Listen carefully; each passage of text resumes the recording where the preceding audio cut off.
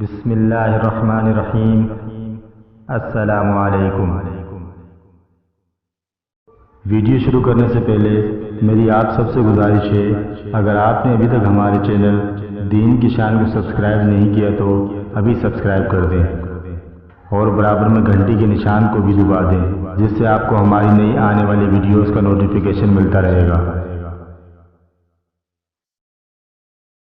حضرت عبداللہ بن عمر رضی اللہ تعالیٰ عنہ سے روایت ہے کہ ایک سفر میں جو ہم نے کیا تھا، نبی کریم صلی اللہ علیہ وآلہ وسلم ہم سے پیچھے رہ گئے اور آپ صلی اللہ علیہ وآلہ وسلم ہم سے اس وقت ملے جب نماز کا وقت آن پہنچا تھا۔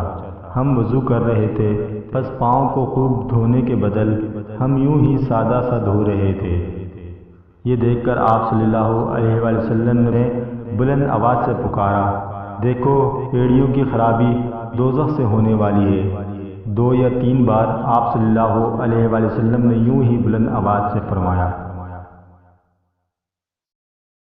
دوستو، اس ویڈیو کو دوسروں تک ضرور پہنچائیں تاکہ دوسرے بھی سنت کے مطابق عمل کریں اور اس کا اجر آپ کو بھی ملتا رہے گا۔